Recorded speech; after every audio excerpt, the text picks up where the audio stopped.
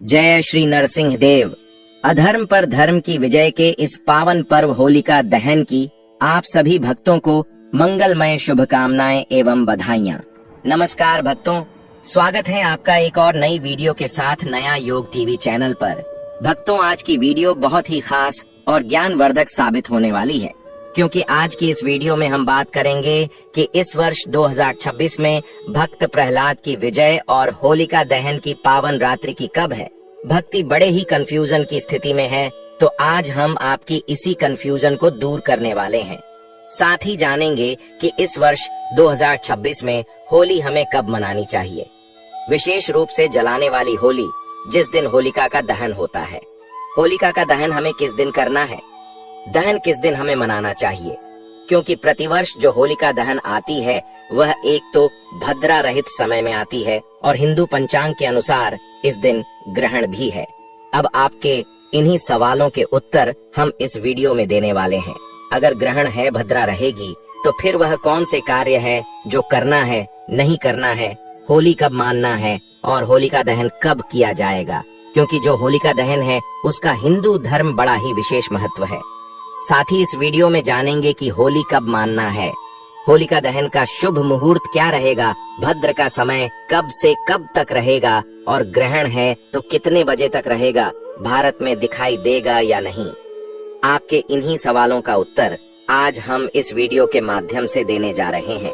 तो चलिए भक्तों, आपका ज्यादा समय बर्बाद न करती हो, जानकारी आरंभ करते हैं और जानते हैं होलिका दहन की संपूर्ण जानकारी। तो जानकारी आरंभ करने से पहले आपसे निवेदन है कि वीडियो यदि थोड़ा सा भी पसंद आए या आपके जीवन में उपयोगी लगे तो एक बार लाइक अवश्य कर दीजिएगा और होलिका के दुष्प्रभाव से बचने के लिए कमेंट बॉक्स में अवश्य लिखिएगा, नरसिंह देवाय नमः। भगवान नरसिंह आपकी सभी संकटों से रक्षा करेंगे, क्योंकि यहाँ पर जो जानकारी आपको दी जाती है वह बिल्कुल ही ज्योतिष शास्त्र और पंचांग के आधार पर बताते हैं कि कौन सी तिथि कब है, व्रत आदि कब करना है, क्या विधि, क्या नियम, क्या गलती नहीं करनी है। यदि आप सभी व्रत और त्योहारों की सही शास्त्रीय जानकारी पाते रहना चाहते हैं तो चैनल को सब्सक्राइब करें और बेल आइकन को प्रेस करें। तो चलिए भक्तों, आप सब्र का इंतजार खत्म हो चुका है और जानकारी आरंभ करते हैं। भक्तों, जैसा कि आप सभी जानते होंगे कि होलिका दहन का जो त्योहार है यह फाल्गुन मास की पूर्णिमा तिथि को मनाया जाता है। तो सबसे पहले तो यह जान लेते हैं कि होलिका दहन क्यों किया जाता है, इसके पीछे क्या कारण है। हिंदू धर्म है, यह है बहुत ही पवित्र त्योहार है। होलिका दहन का पर्व केवल एक पौराणिक कथा तक सीमित नहीं है, बल्कि यह सनातन धर्म की गहन आध्यात्मिक परंपरा, नैतिक मूल्यों और सामाजिक चेतना का जीवंत प्रतीक है। यह उत्सव फाल्गुन पूर्णिमा की रात्रि में मनाया जाता है और इसके मूल में भक्त प्रहलाद, असुरराज हिरण्यकश्यप और होलिका की कथा निहित है। हिरण्यकश्यप अहंकार और अधर्म का प्रतीक था, जिसने अपनी शक्ति के मद में स्वयं को ईश्वर घोषित कर दिया था और अपने राज्य में भगवान विष्णु की भक्ति पर प्रतिबंध लगा दिया था। किंतु उसका पुत्र प्रहलाद अटल श्रद्धा और सच्ची भक्ति का प्रतीक बना रहा। जब अत्याचार अपनी सीमा पार कर गया, तब हिरण्यकश्यप ने अपनी बहन होलिका, जिसे अग्नि से न जलने का वरदान प्राप्त था, को आदेश दिया कि वह प्रहलाद को गोद में लेकर अग्नि में बैठे ताकि उसकी मृत्यु हो जाए। किंतु ईश्वर की कृपा और सच्ची भक्ति की शक्ति के कारण प्रहलाद सुरक्षित रहे और होलिका स्वयं अग्नि में भस्म हो गई। इस घटना ने यह सिद्ध कर दिया कि वरदान, शक्ति और अहंकार भी धर्म और सत्य के सामने टिक नहीं सकते। होलिका दहन इसी दिव्य प्रसंग की स्मृति में मनाया जाता है, जो यह संदेश देता है कि बुराई चाहे कितनी भी प्रभावशाली क्यों न प्रतीत हो, अंततः उसकी पराजय निश्चित है। यह पर्व हमें अपने भीतर झांकने की प्रेरणा देता है। हमारे मन में छिपे क्रोध, लोभ, ईर्ष्या, द्वेष, अहंकार और नकारात्मक विचार ही वास्तविक होलिका हैं, जिन्हें हमें ज्ञान और सत्कर्म की अग्नि में समर्पित करना चाहिए। जब लोग सामूहिक रूप से लकड़ियां और उपले एकत्र कर अग्नि प्रज्वलित करते हैं, तो वह केवल एक परंपरा नहीं होती, बल्कि यह प्रतीक होता है बुरे संस्कारों के दहन और नए जीवन की शुरुआत का। सामाजिक दृष्टि से भी होलिका दहन अत्यंत महत्वपूर्ण है।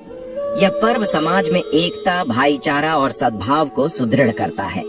लोग अपने मतभेद भुलाकर एक साथ इकट्ठा होते हैं, अग्नि की परिक्रमा करते हैं और परिवार तथा समाज की सुख समृद्धि की कामना करते हैं।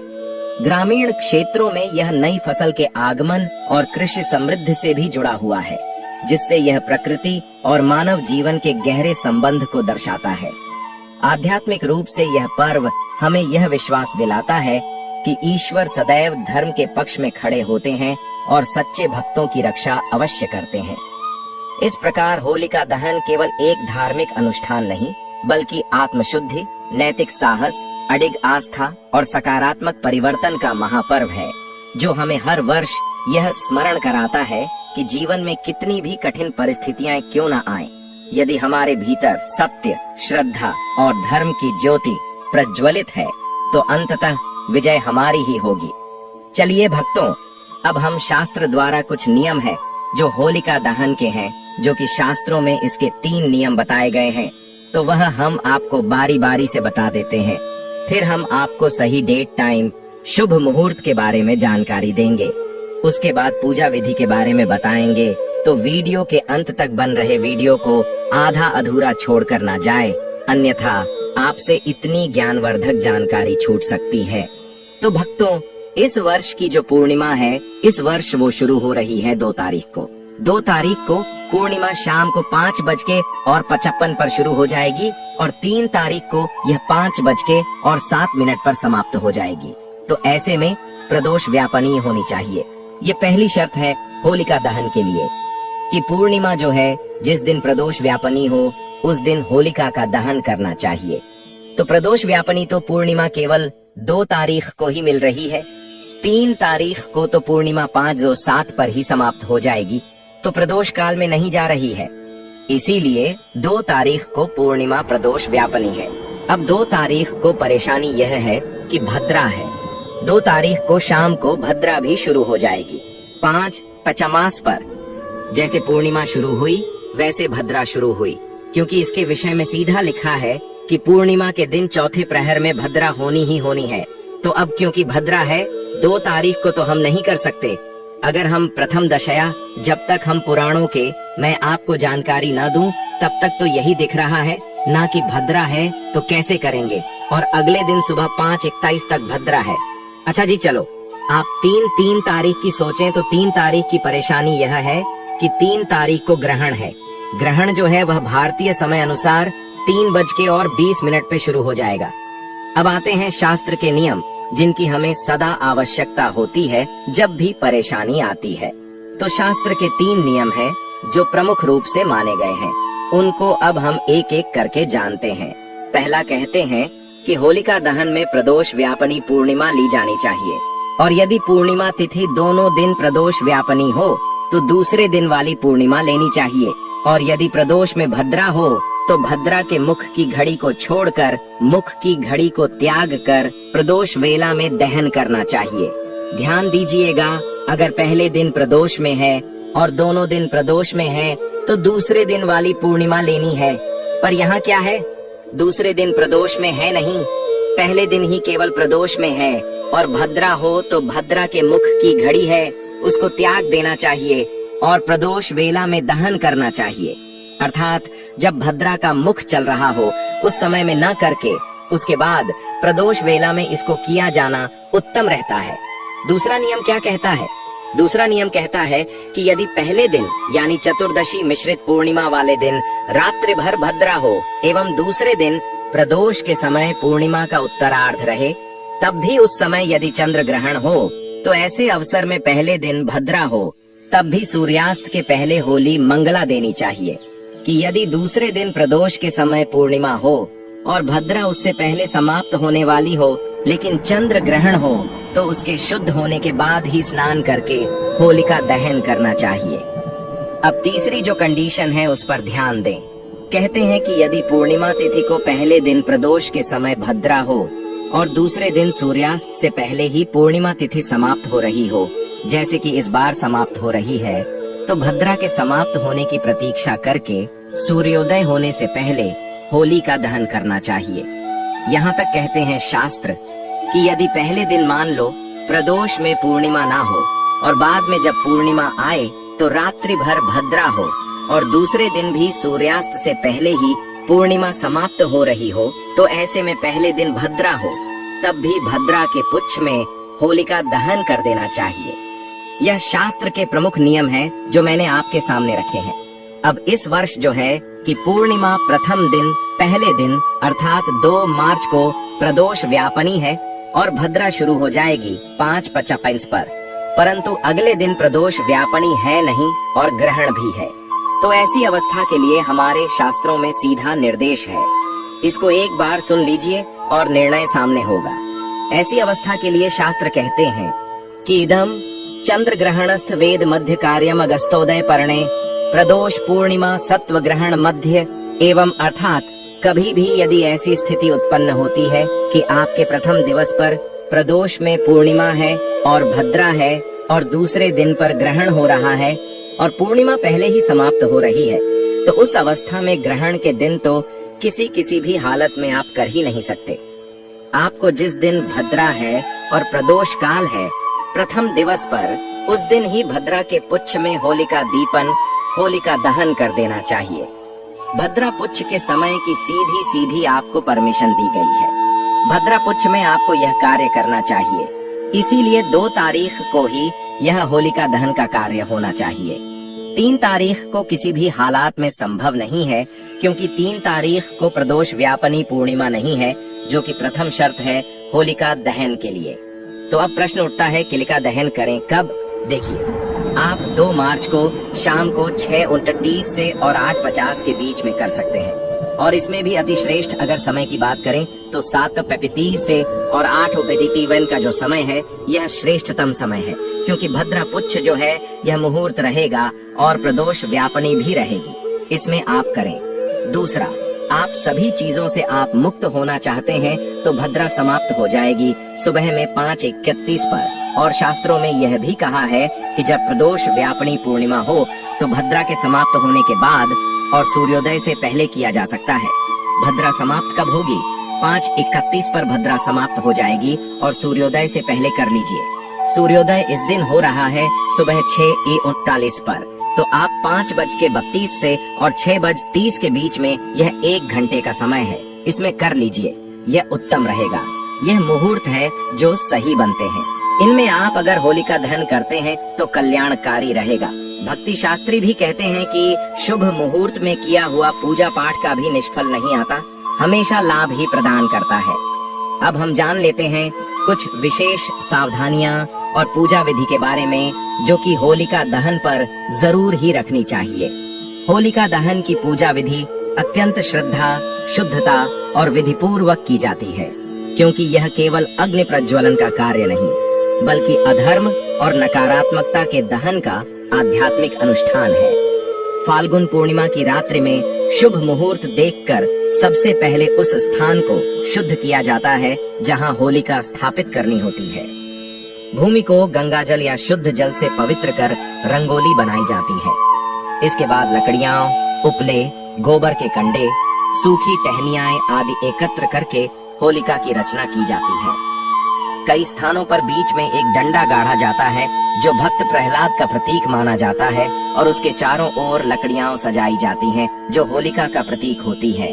पूजन से पूर्व महिलाएं और पुरुष स्नान कर स्वच्छ वस्त्र धारण करते हैं तथा हाथ में रोली, अक्षत, पुष्प, माला, नारियल, गुड़, साबुत अनाज, जौ, गेहूं, हल्दी की गांठ, नई फसल के दाने और मिठाई लेकर पूजा स्थल पर पहुंचते हैं। पूजा प्रारंभ करते समय होलिका के समक्ष दीपक जलाया जाता है और रोली अक्षत से तिलक कर पुष्प अर्पित किए जाते हैं। कच्चा सूत या मौली लेकर होलिका के चारों ओर परिक्रमा करते हुए उसे लपेटा जाता है, जो रक्षा और मंगल का प्रतीक है। श्रद्धालु जौ या गेहूं की बालियां अग्नि में अर्पित करते हैं, जिन्हें बाद में प्रसाद स्वरूप ग्रहण किया जाता है। परिक्रमा सामान्यतः 3 या 7 बार की जाती है और प्रत्येक परिक्रमा के साथ परिवार की सुख समृद्धि, आरोग्य और संतानों की उन्नति की कामना की जाती है। कुछ स्थानों पर महिलाएं विशेष लोकगीत गाती हैं और पारंपरिक रीति से घर परिवार की बुरी शक्तियों के नाश की प्रार्थना करती हैं। अग्नि प्रज्वलित होने के बाद सभी श्रद्धा पूर्वक प्रणाम करते हैं और अग्नि की ऊष्मा को शुभ मानकर अपने माथे से लगाते हैं। सावधानियों की दृष्टि से यह आवश्यक है कि होलिका दहन सदैव शुभ मुहूर्त में ही किया जाए। विशेषकर भद्रा काल में दहन नहीं करना चाहिए, क्योंकि शास्त्रों में इसे अशुभ माना गया है। अग्नि प्रज्वलन करते समय सुरक्षा का विशेष ध्यान रखा जाए। आसपास ज्वलनशील वस्तुएं, वाहन या बिजली की तारें न हों। बच्चों को अकेले अग्नि के पास न जाने दें और जल की व्यवस्था पास में रखें। पर्यावरण की रक्षा के लिए प्लास्टिक, रबर या रासायनिक पदार्थों को कभी भी होलिका में न डालें। केवल प्राकृतिक और शुद्ध सामग्री का ही उपयोग करें।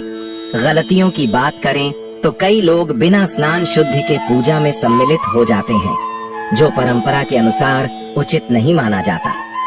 कुछ लोग केवल औपचारिकता निभाने के लिए पूजा करते हैं और कथा महत्व को भूल जाते हैं, जबकि इस अनुष्ठान का मुख्य उद्देश्य आत्मशुद्धि और बुरे विचारों का त्याग है। अग्नि में अनुपयुक्त या अपवित्र वस्तुएं डालना भी एक बड़ी भूल मानी जाती है। इसके अतिरिक्त होलिका दहन के समय अपशब्द, विवाद या नशे का सेवन करना भी धार्मिक दृष्टि से अनुचित है, क्योंकि यह पर्व सद्भाव, संयम और सकारात्मक ऊर्जा का प्रतीक है। इस प्रकार यदि श्रद्धा, शास्त्रीय मर्यादा और सावधानी के साथ होलिका दहन किया जाए तो यह केवल एक परंपरा नहीं रहता, बल्कि जीवन में नई शुरुआत, आध्यात्मिक जागरण और पारिवारिक सुख शांति का शुभ संकल्प बन जाता है।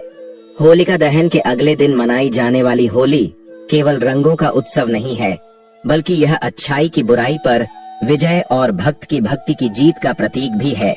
पौराणिक कथा के अनुसार जब दैत्यराज हिरण्यकश्यप ने अपने पुत्र प्रहलाद को भगवान विष्णु की भक्ति से रोकने के लिए अनेक प्रयास किए और अंततः अपनी बहन होलिका की सहायता से उसे अग्नि में बैठाकर जलाने का षड्यंत्र रचा, तब ईश्वर की कृपा से भक्त प्रहलाद सुरक्षित बच गए और होलिका अग्नि में भस्म हो गई। इसी घटना की स्मृति में फाल्गुन पूर्णिमा की रात होलिका दहन किया जाता है और अगले दिन रंगों की होली खेली जाती है। यह पर्व विशेष रूप से होली के रूप में पूरे भारत में बड़े हर्षोल्लास से मनाया जाता है। रंग खेलने की परंपरा के पीछे यह भाव छिपा है कि जैसे अग्नि ने अहंकार और अत्याचार को समाप्त किया, वैसे ही रंग हमारे जीवन के भेदभाव, द्वेष और कटुता को मिटाकर प्रेम, भाईचारा और उल्लास का संदेश फैलाते हैं। लोग एक दूसरे को गुलाल और अबीर लगाकर पुराने मनमुटाव भुलाते हैं, ढोल नगाड़ों की धुन पर नाचते गाते हैं, मिठाइयाँ बांटते हैं और घर घर जाकर शुभकामनाएं देते हैं। कई स्थानों पर राधा कृष्ण की लीलाओं की झलक भी देखने को मिलती है, जो इस पर्व को और अधिक आनंदमय बना देती है। इस प्रकार होली केवल एक उत्सव नहीं, बल्कि सामाजिक समरसता, आपसी प्रेम और जीवन में नई ऊर्जा भरने का पावन अवसर है, जो हमें सिखाता है कि अंततः सत्य, श्रद्धा और सद्भाव ही विजयी होते हैं। लेकिन वक्त तो थोड़ा इसमें सावधान रहने की आवश्यकता है, क्योंकि इस दिन ग्रहण का प्रभाव रहेगा। होलिका दहन साल 2026 में होली के अवसर पर फाल्गुन पूर्णिमा यानी 3 मार्च को पूर्ण चंद्र ग्रहण लग रहा है, जो लगभग दोपहर 3:20 बजे से शुरू होकर शाम 6:46 बजे तक रहेगा और इसकी पूर्ण अवस्था करीब 4:35 बजे से 5:33 बजे के बीच मानी जा रही है। ज्योतिष मान्यता के अनुसार सूतक काल ग्रहण से लगभग 9 घंटे पहले यानी सुबह से ही प्रभावी हो जाता है। इसलिए उस दिन शुभ कार्य, पूजा अनुष्ठान और रंग खेलने से परहेज किया जाता है और होलिका दहन भी ग्रहण समाप्ति के बाद ही करना उचित माना जाता है, जबकि रंगों वाली होली अगले दिन यानी 4 मार्च 2026 को मनाई जाएगी।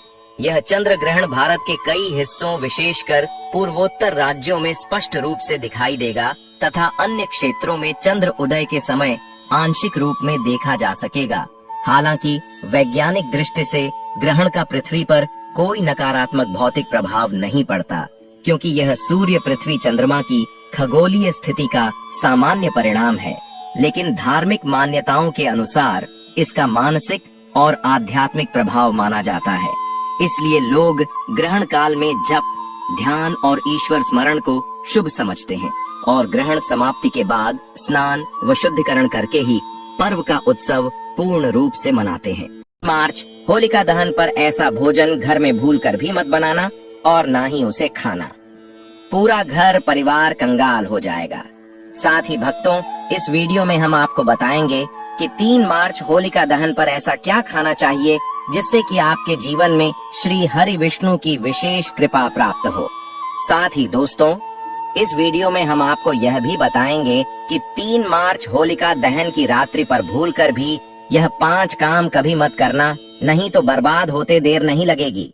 इसी के साथ में भक्तों, होलिका दहन पर आपको यह 5 काम नहीं करने चाहिए। जो भी माताएं बहनें होलिका दहन के खास दिन इन 5 कामों को करती हैं, तो उनकी जिंदगी बर्बाद हो जाती है, उनके घर में कंगाली छा जाती है। और जिस घर में होलिका दहन के दिन यह 5 कार्य होते हैं, माता लक्ष्मी ऐसे घर से हमेशा के लिए चली जाती है। भक्तों, साथ में हम आपको यह भी बताएंगे कि 3 मार्च होलिका दहन के दिन अगर आप इन चीजों का दान कर देते हो तो आपके घर में कभी अन्न धन की कमी नहीं होगी, हमेशा ही रुपया पैसा आपके घर में आएगा। और सबसे मुख्य उपाय जो कि होलिका दहन की रात्रि होलिका की अग्नि में डाल देना, यह एक गुप्त चीज और होलिका की राख का उपाय जरूर ही करना है।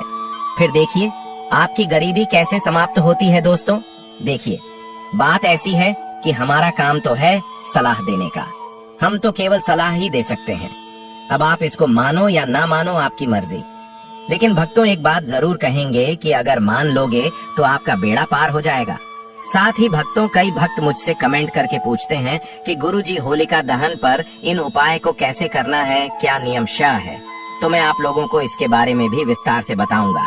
दोस्तों, हम आपको जो भी ज्ञानवर्धक जानकारी दे रहे हैं वह पूरी तरह से मुफ्त है। हम आपसे कोई पैसा नहीं लेते, बस आप तक यह महत्वपूर्ण जानकारी पहुंचाना चाहते हैं।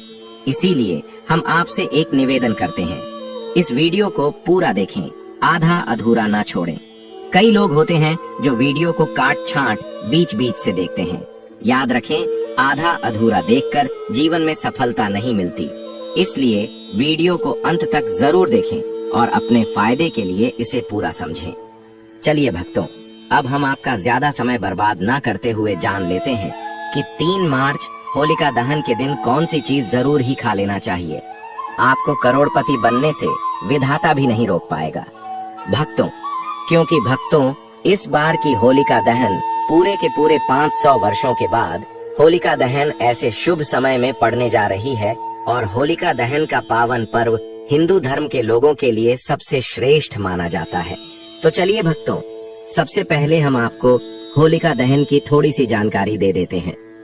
होली के पावन पर्व पर वर्ष 2026 में होलिका दहन 3 मार्च 2026 मंगलवार की संध्या को फाल्गुन मास की पूर्णिमा तिथि में किया जाएगा, जबकि रंगों वाली होली 4 मार्च 2026 बुधवार को मनाई जाएगी। पंचांग के अनुसार पूर्णिमा तिथि 3 मार्च को ही रहेगी और उसी दिन संध्या के समय होलिका दहन का शुभ मुहूर्त प्राप्त होगा। भद्रा का साया प्रायः दिन के पूर्वार्ध या मध्य भाग में माना जा रहा है और शास्त्रों के अनुसार भद्रा मुख काल में होलिका दहन वर्जित होता है। इसलिए दहन हमेशा भद्रा समाप्त होने के बाद ही किया जाता है।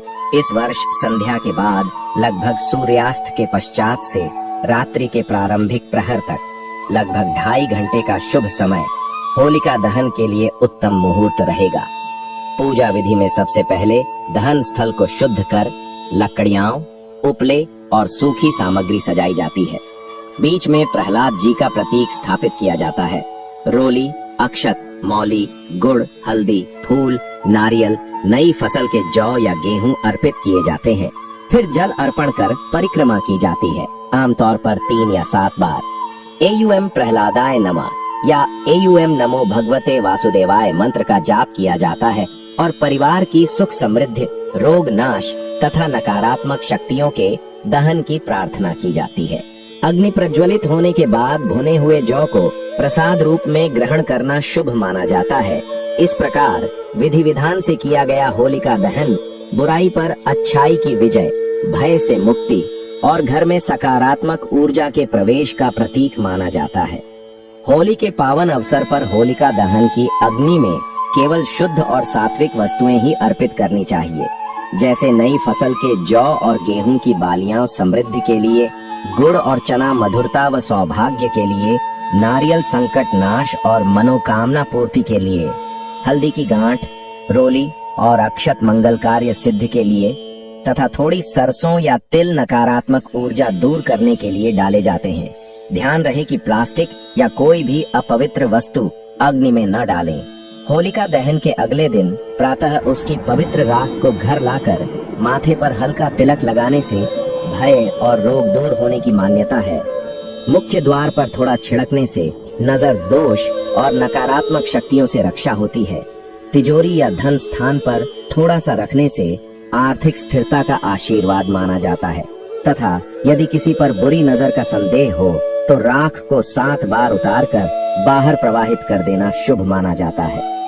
श्रद्धा और सकारात्मक भावना के साथ किया गया यह उपाय घर में सुख, शांति और समृद्धि का प्रतीक माना जाता है।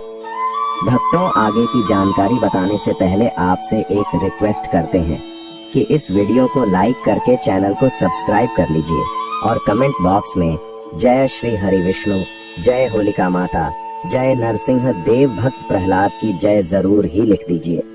तो चलिए भक्तों, अब हम सब्र का बांध तोड़ते हुए वीडियो को शुरू करते हैं। दोस्तों, इस खास अवसर पर यह जानना बहुत जरूरी है कि होलिका दहन पर क्या खाना चाहिए और क्या नहीं खाना चाहिए। आज हम आपको इस बारे में पूरी जानकारी देंगे। आइए जानते हैं होलिका दहन के दौरान क्या खाएं और क्या ना खाएं। होलिका दहन क्या नहीं खाना चाहिए। सबसे पहले दोस्तों, होलिका दहन के दिन मांस और मदिरा का सेवन भूलकर भी न करें। इससे न सिर्फ आपकी पूजा का महत्व खत्म हो सकता है बल्कि कुछ भी गलत हो सकता है। इस दिन सोने से बचें क्योंकि देर तक सोने से आपके भाग्य में बाधा आ सकती है और भगवान नरसिंह देव आपसे क्रोधित हो सकते हैं। तो चलिए दोस्तों, अब जानते हैं होलिका दहन पर ऐसे जो आपको जरूर आपके जीवन में सभी चीज आपके मन मुताबिक हो, आपके अनुकूल हो, पुत्र की प्राप्ति हो, संतान का मंगल हो, संतान के जीवन में कभी कोई परेशानी ना आए। इसीलिए हर एक माता पिता को इसे एक विशेष चीज का सेवन होलिका दहन के दिन जरूर कर लेना चाहिए। साथ ही कुछ ऐसी चीज भी हैं जो आपके घर में होलिका दहन पर भूलकर भी नहीं बननी चाहिए। उनके बारे में दोस्तों की होलिका दहन की पूजा और प्रसाद में आप अंगूर अवश्य लेकर आए क्योंकि अंगूर माता लक्ष्मी जी को बेहद प्रिय है और भगवान श्री हरि विष्णु जी को 5 प्रकार के फल जिसमें केला, अंगूर, आम, पपीता, नारियल शामिल है अर्पित करने चाहिए। आप अपने माँ के अनुसार फल लाइन, लेकिन अंगूर, केला, पपीता अवश्य होना चाहिए। पर यदि किसी कारणवश आप इनमें से कोई भी फल अर्पित न कर पाए तो मिश्री या किशमिश का भी भोग भगवान को लगा सकते हैं क्योंकि जगत के पालनहार भगवान श्री लक्ष्मी नारायण आपके सच्चे भाव, प्रेम एवं भक्ति को देखते हैं। आप कोई भी 5 रंग के फल ले सकते हैं, परंतु बात का आप विशेष तौर पर ध्यान रखें कि भगवान श्री हरि विष्णु जी को और माता लक्ष्मी को नाशपाती हमें कभी भी नहीं चढ़ाने चाहिए। इससे धन का नाश होता है क्योंकि इस फल के नाम से ही अर्थ निकलता है नाश करने वाला फल। नाशपाती शास्त्रों के अनुसार जो व्यक्ति किसी भी शुभ दिन खास करके होलिका दहन पर अंगूर खा लेता है उसके जीवन में कभी धन की कमी नहीं होती। होलिका दहन के दिन अंगूर में साक्षात माता लक्ष्मी का आशीर्वाद विद्यमान होता है। माता लक्ष्मी का आशीर्वाद होता है, इसलिए दोस्तों आप अंगूर अवश्य खा लें। साथ ही साथ श्री हरि विष्णु जी को होलिका दहन पर गन्ना अवश्य अर्पित करें। यह बहुत ही शुभ और मंगलकारी माना जाता है। पर यदि आपको इस समय गन्ना ना मिले तो आप गुड़ और चने की दाल का भोग भी भगवान श्री हरि विष्णु को अर्पित कर सकते हैं। साथ ही साथ यदि गन्ना अथवा गुड़ इस दिन आप खा लेते हैं तो आपके जीवन में कभी भी धन की कमी हो ही नहीं सकती। होलिका दहन के दिन माता लक्ष्मी को 5 रंग की मिठाइयाँ अवश्य अर्पित करें और इस दिन शुद्ध अनाज होलिका दहन में अर्पित करें और उसका सेवन करें। साथ ही इस दिन माता लक्ष्मी को मखाने जरूर चढ़ाने चाहिए। जिस तरह माँ लक्ष्मी की उत्पत्ति समुद्र से हुई थी उसी तरह मखाने की उत्पत्ति भी जल से हुई थी। मखाने भी कमल के पौधे से मिलते हैं। धर्म शास्त्रों के अनुसार कमल के फूल और मखाने को बहुत ही शुभ माना जाता है। आमतौर पर मखाने की खीर बनाकर श्री लक्ष्मी नारायण को अर्पित करने से घर में धन धान्य के भंडार भरे रहते हैं। वह तो होलिका दहन की पूजा में भगवान गणेश को जो भी व्यक्ति दूर्वा घास अर्पित करता है तो उसे कोई भी गरीब नहीं बन सकता। ऐसा व्यक्ति स्वयं ही धनी हो जाता है। इस दिन प्रसाद के रूप में दूर्वा घास अवश्य लाना चाहिए और पूरे परिवार को खिलाएं। भगवान गणेश की कृपा हमेशा आपके परिवार पर बनी रहेगी। जो व्यक्ति होलिका दहन के दिन माता लक्ष्मी को खीर अर्पित करता है तो उसकी कुंडली के सभी ग्रह नक्षत्र उसके अनुकूल हो जाते हैं। उसे धनी होने से कोई भी नहीं रोक सकता। माता रानी को अर्पित करके प्रसाद स्वरूप में पूरे परिवार को यह जरूर खिलाएं। इससे बंद किस्मत के ताले भी खुल जाते हैं। धन संपन्नता ऐश्वर्य उसके जीवन में हमेशा वास करते हैं। आपके आशीर्वाद देती है। माता बड़ी प्रसन्न हो जाती है। भक्तों, शास्त्रों में बताया जाता है कि होलिका दहन के दिन में सीताफल जरूर खाना चाहिए।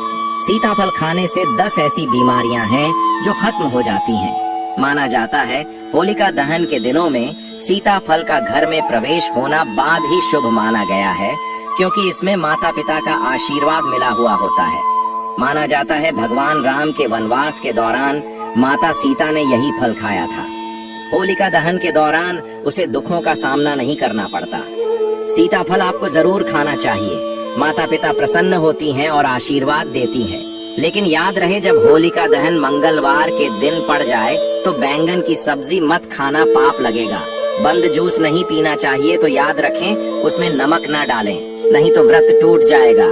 साथ ही साथ जूस में बर्फ भी नहीं डालनी चाहिए। फलों का सदा जूस पीने से व्रत सफल होता है। होलिका दहन पर वह ऐसी कौन सी चीज है जो घर में कभी नहीं बननी चाहिए? नहीं तो पूरा घर बर्बाद हो जाएगा। किसी भी व्यक्ति को ऐसा खाना नहीं खाना चाहिए। ऐसा खाना घर में बनने पर माता लक्ष्मी घर का त्याग कर देती है। भगवान श्री हरि विष्णु क्रोधित हो जाते हैं। अनुसार होलिका दहन पर क्या नहीं खाना चाहिए? दोस्तों, लहसुन प्याज का खाना कभी भी हमें होलिका दहन के दिन नहीं खाना चाहिए, क्योंकि इस दिन भगवान श्री हरि विष्णु और माता लक्ष्मी की पूजा का विधान है। और इस बार की होलिका दहन के दिन कुल 52 तरीके के शुभ मांगलिक योग बन रहे हैं। इसीलिए दोस्तों, प्याज का खाना खाता है उसके घर में हमेशा राहु केतु का वास हो जाता है। भगवान शनि भी नाराज हो जाते हैं। और अगर घर में राहु केतु का वास हो जाएगा तो वहां पर माता लक्ष्मी और भगवान श्री हरि विष्णु की कृपा कभी नहीं बरसेगी। साथ ही साथ होलिका दहन के दिन आपको चावल भी नहीं खाना चाहिए। तो आप साबूदाने की खीर अथवा मखाने की खीर भगवान को अर्पित करें, और यह बात आपको हमेशा ध्यान में रखनी चाहिए। आप बाकी दिनों में चावल या लहसुन प्याज खा सकते हैं। होलिका दहन पर लहसुन प्याज का खाना कोई भी मत खाना। छोटे छोटे बच्चे यह गलतियां अक्सर कर देते हैं। अक्सर बाजार से डिब्बा बंद खाना खा लेते हैं या कुरकुरे आदि खा लेते हैं जिनमें लहसुन प्याज होता है। इसलिए कम से कम होलिका दहन के दिन चीजों से दूर रहे। क्योंकि दोस्तों, अगर आप ही सोचिए, आप खास तौर पर होलिका दहन पर राहु केतु को अपने घर में बुलाएंगे या फिर श्री हरि विष्णु और माता लक्ष्मी को इसलिए अपने घर को बर्बाद जमबूझ करना करें कि भगवान श्री हरि विष्णु जी की कृपा प्राप्त करने के लिए, उनका विशेष आशीर्वाद प्राप्त करने के लिए पीली चीज घर में इस दिन अवश्य बनानी चाहिए। जैसे खड़ी पकोड़ा पीला हवा अवश्य बनानी चाहिए, क्योंकि इस दिन पीला रंग स्वर्ण माना गया है तथा सोने चांदी के समान माना गया है, जिसे हम पीतांबरी कहते हैं। इसलिए आप खुद भी इस दिन पीले वस्त्र धारण करें। इससे आपको भगवान श्री हरि विष्णु जी का विशेष आशीर्वाद प्राप्त होगा। होलिका दहन तिथि को हमें किसी से भी कर्ज नहीं लेना चाहिए। यदि हम होलिका दहन के दिन ही किसी से कर्ज ले लेते हैं तो पूरे साल भर हमें कर्ज के बोझ में डूबे रहना होगा। इसीलिए होलिका दहन का त्योहार आप कर्ज मुक्त होकर ही मनाएं। साथ ही शास्त्रों में यह उल्लेख है कि माता लक्ष्मी उसी के घर में वास करती है जो सच्चे हृदय से माता रानी को बुलाता है। माता लक्ष्मी मंत्र एक मिश्री के टुकड़े से भी प्रसन्न हो जाती है। बस आपके मन में सच्ची श्रद्धा होनी चाहिए। भगवान भी कहते हैं कि कर्ज लेकर धार्मिक तीर्थ यात्रा, धार्मिक पूजा अनुष्ठान नहीं मानना चाहिए। इससे उल्टा जीवन में दोष उत्पन्न होते हैं। तो आपकी कोई भी मनोकामना हो, चाहे धन संबंधी हो, चाहे संतान से जुड़ी हो, आपकी हर एक मनोकामना भगवान श्री हरि विष्णु पूर्ण कर देंगे। आपको कौन सी गलतियां कभी नहीं करनी चाहिए दोस्तों, कि होलिका दहन के दिन यह 5 गलतियां कभी नहीं करनी चाहिए। एवं इस दिन पति पत्नी को आपस में दूरी बनाकर रखनी चाहिए। लहसुन प्याज का खाना नहीं खाना चाहिए। सुहागन महिलाओं को बाल नहीं धोने चाहिए, इसलिए एक दिन पहले ही अपने बालों को धो लें। तुलसी का पौधा, झाड़ू, सुहाग की सामग्री या नमक कभी भी किसी दूसरे व्यक्ति को नहीं देना चाहिए। इससे माता लक्ष्मी नाराज हो जाती है। इस दिन बुजुर्गों के पैर छूने चाहिए। माता लक्ष्मी स्वयं श्री स्वरूप है, इसलिए इस दिन स्त्री का अपमान नहीं करना चाहिए, क्योंकि स्त्री स्वयं लक्ष्मी का रूप मानी जाती है। किसी की बुराई नहीं करनी चाहिए। होलिका दहन के शुभ दिन पर अगर कोई व्यक्ति आपके द्वार पर कुछ मांगने के लिए आए, तो हो सकता है उसे व्यक्ति के रूप में स्वयं शक्ति स्वरूप माता लक्ष्मी हो, स्वयं श्री लक्ष्मी नारायण हो, क्योंकि इस दिन घर घर जाकर माता लक्ष्मी भ्रमण करती है और उसी घर में वास बनती है जो सच्चे हृदय वाला हो, जो दूसरों का दुख समझता हो। माता लक्ष्मी साक्षात कन्या स्वरूप है, घर के दरवाजे पर भी आती है। उन्हें खाली खाली हाथ न जाने दे। कन्याओं को मीठा अवश्य खिलाए। माता लक्ष्मी को मीठा भोग अति प्रिय है। अपमान क्रोध का सामना करना पड़ेगा उसे, पर हमेशा माँ लक्ष्मी की कृपा बरसेगी। माता लक्ष्मी को लाल वस्तु से अधिक प्रेम है। धर्म शास्त्रों के अनुसार घर का कचरा इस दिन बाहर भूल कर भी ना फेंक, नहीं तो आप कंगाल हो जाएंगे। घर का कचरा अगले दिन बाहर देखना चाहिए, ठीक है ना। अब देखिए, दोस्तों ही समाप्त हो जाता है और घर में सकारात्मक ऊर्जा का वास होता है। जिस घर में गाय होती है उसे घर से स्वयं वस्तु दोस्त और हमेशा के लिए समाप्त हो जाते हैं, क्योंकि गाय को माता लक्ष्मी का ही रूप माना गया है। गाय के शरीर पर 33 करोड़ देवी देवताओं का वास होता है, इसलिए ध्यान रखें, गाय को कभी भी घर में नारायण बन सकती है और घर में दर्द देवता का वास हो सकता है। इसीलिए कोशिश करें कि रोजाना ताजी रोटी बनाकर गाय को खिलाएं। अगर रोटी किसी कारणवश जाए तो उसे अगले दिन ना दें, क्योंकि यह बांस ही मानी जाती है। गाय को हमेशा ताजा और साफ खाना ही दें। इसके अलावा अगर घर में कोई फल या सब्जी सड़ जाए तो उसे गाय को देने से बचें। ऐसा करने से घर की समृद्धि में कमी हो सकती है। गाय को खुश रखने के लिए आप आटे की 11 लोइयां बनाकर उनके ऊपर हल्दी लगा सकते हैं। ऐसा करने से आपके सारे काम आसान होंगे और जीवन में सुख समृद्धि आएगी। गाय के चरणों को स्पर्श करें, इससे आपके सभी दुख दूर हो सकते हैं। अगर संभव हो तो गाय की 7 बार परिक्रमा भी करें। यह आपके जीवन में सफलता और खुशियों का संचार करेगा। जब भी गाय को उसने हल्दी या थोड़ा घी डाल सकते हैं और रोटी को खाली ना दें। आपके जीवन में शुभ फलों की प्राप्ति का कारण बनेगा। गाय को ताजा रोटी खिलाना अगर करना, आपके जीवन में सदैव ही धन की वर्षा होगी और माता लक्ष्मी का ऐसा आशीर्वाद आपको प्राप्त होगा कि घर में कभी भी गरीबी नहीं आएगी और हमेशा ही सकारात्मक ऊर्जा का बस बना रहेगा। अंत में भक्तों से यही निवेदन है कि होलिका दहन के इस पावन व्रत को श्रद्धा, नियम और भक्ति भाव के साथ करें, क्योंकि यह व्रत जीवन की बाधाओं को दूर कर विजय, सुख और समृद्धि प्रदान करता है। भगवान श्री हरि विष्णु की कृपा पाने के लिए पूरे दिन संयम रखें, विष्णु सहस्त्र नाम का पाठ करें और अगले दिन विधि विधान से पारण करें।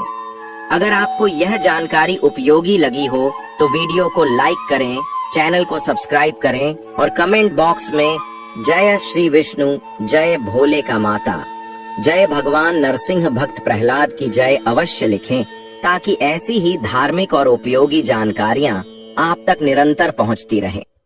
वीडियो के अंदर तक बने रहने के लिए आप सभी भक्तों का धन्यवाद। मिलते हैं एक और नई वीडियो के साथ, तब तक के लिए।